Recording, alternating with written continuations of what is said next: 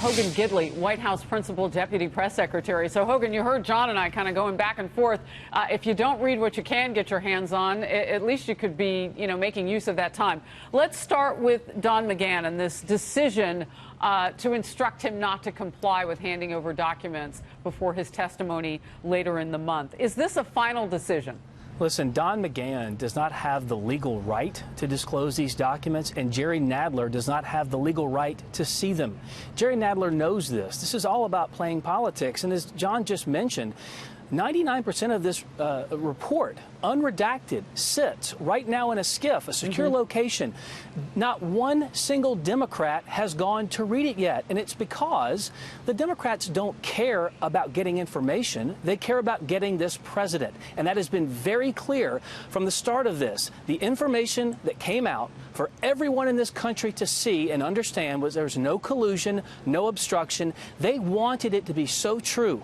They believed all the people on the Democrat side and in the media that said they had evidence, stone cold proof that there was collusion with the president of the United States and a foreign government proved not to be the case. They had no evidence, no proof. They pushed a lie on the American people for more than 2 years. Now, I understand why they don't want to cop to that, because they would be admitting the last 2 years of their life was a complete and total lie. But the fact is, this president has done nothing wrong, and now the world knows it.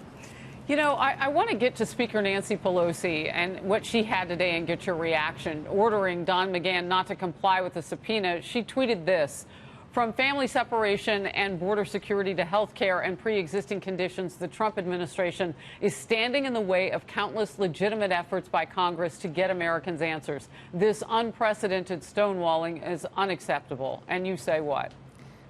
I have no idea what Nancy Pelosi is talking about 99% of the time, and it might just tip the scales to 100% just now.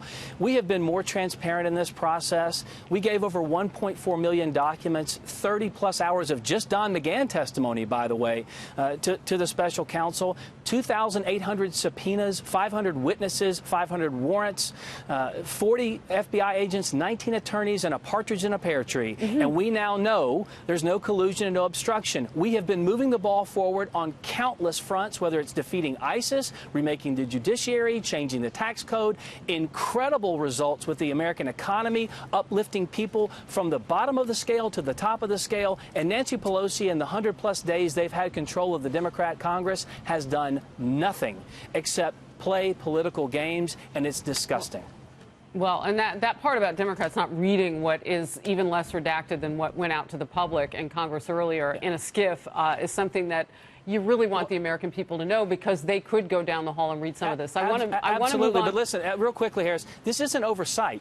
This is overreach. They're pushing these things. They want information that they know they don't have the right to see, and they know it's illegal for us to give it over to them. Well, they can change the rules on grand jury 6E, and they could see what's underneath that blanket in grand jury testimony if they wanted to. They're in the majority. All right, I got to move on to the FBI director, Chris Wray, telling a Senate panel today that he would not describe government surveillance such as that conducted on the president's 2016 campaign as quote-unquote spying, as Attorney General William Barr has said.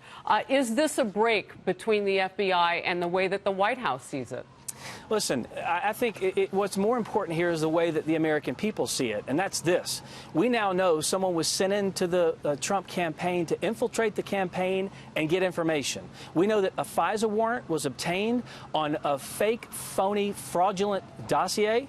We know that the Trump campaign was, in fact, spied upon, and that all of these things occurred under the watchful eye of the Barack Obama administration. All of these things occurred with Russian meddling in the election under the Barack Obama administration, and they did nothing about it. And the president has been right about this from the beginning, in that we have to find out not just how we got here, but who started this whole thing in the first place. That's important. I think that the Attorney General and others are going to get to the bottom of it. The American people deserve that information. Well, and Ranking Member Doug Collins has said, too, of the House Judiciary, he has questions and would want to ask them specifically of Bob Mueller about how exactly things got started. Real quickly, one last word on this. Why is the word spying so incendiary?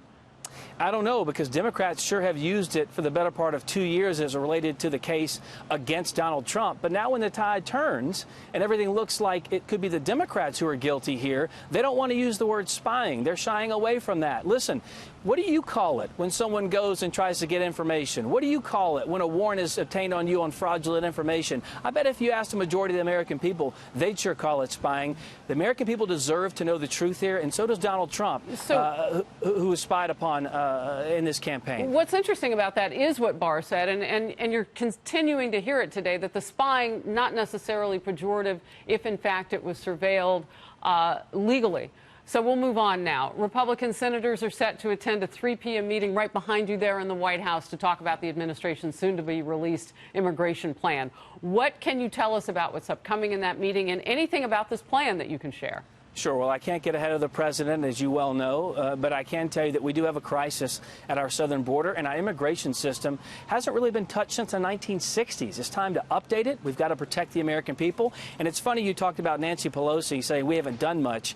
They haven't come to the table at all, even though people are dying in this country based on people who come here illegally and unlawfully. And Democrats repeatedly stand with those hundreds of thousands of people who have no right to be here, as opposed to hundreds of millions of American citizens. They're going to have to answer that one way or the other. But the fact is, this president is taking the lead. He's not waiting on Congress. We've got to move forward with a plan that not only addresses the crisis as we know it today, we've got to close those loopholes on the southern border, but we have to put forth a complete plan that actually makes a lot of sense, that seems rational, that actually props up merit-based immigration and not the system we have today that is depressing wages and hurting the American worker. We know today that Border Patrol has caught in the last 10 days 30,000 people crossing illegally. They say that that is an unsustainable number. The drumbeat continues of a crisis at the border. Hogan Gidley outside the White House today. Thank you for your time. Thank you so much.